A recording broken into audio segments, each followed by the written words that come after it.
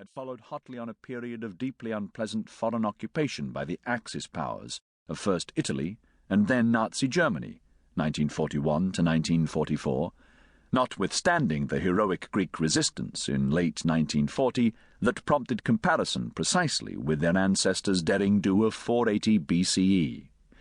Clearly, the soothing balm of a memorial to men who had famously given their lives resisting a foreign invasion and an attempted conquest was then sorely needed. The monuments which have been added to since the mid-1950s are indeed still suitably powerful and evocative.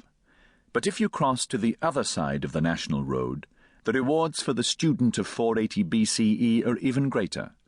Close by is what has been identified, almost certainly correctly, as the low hill on which the Spartan King Leonidas and his few Spartans mounted their heroic last stand against great King Xerxes' Persians.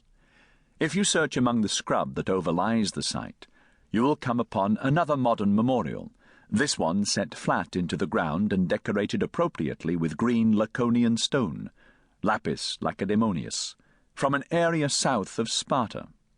This memorial is poetic in a literal as well as a metaphorical sense.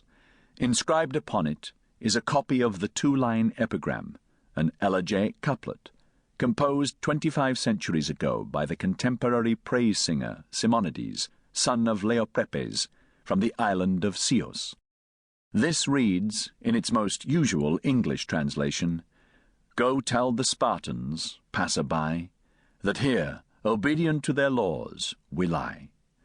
Obedience and freedom, self-sacrificing suicide. Thermopylae is a place of witness, redolent of the Spartans' paradoxical cultural values that need explaining now as much as at the time, when Persian great King Xerxes uncomprehendingly wondered at the reports of these fearsome warriors combing their hair in preparation, though he did not know it, for a beautiful death.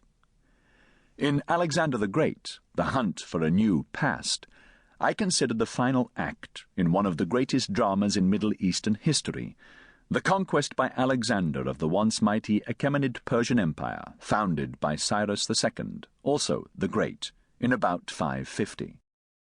In this book I am going back a century and a half and looking at the empire when it was at or near its peak, in terms of expressible and visible power wielded from its historic centre in Iran.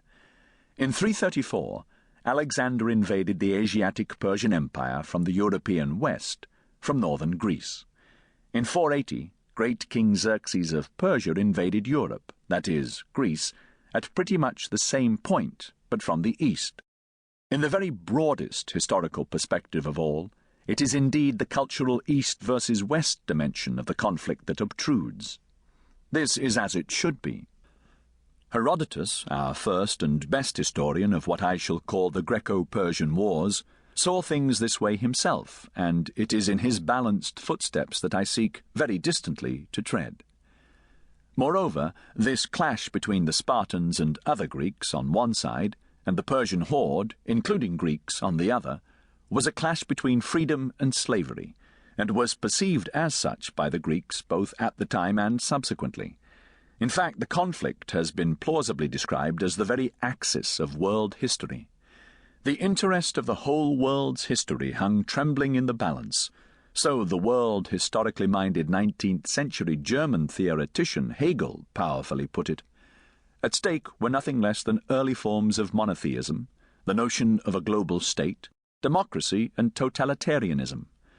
The Battle of Thermopylae, in short, was a turning point not only in the history of classical Greece, but in all the world's history, Eastern as well as Western. So we are dealing here with the earlier of the two gigantic clashes of cultures and civilizations that helped to define both the identity of classical Greece and, as a consequence, the nature of our own cultural heritage. Scholars and other professionally interested parties still argue the toss as to whether Alexander's conquest of the Persian Empire was a good thing or a bad thing. There are fewer doubters as regards the loyalist Greeks' resistance to intended Persian conquest in 480 to 479. But even in this case, there are some who say that conquest and incorporation of mainland Greece by Persia would not necessarily have been the total cultural disaster.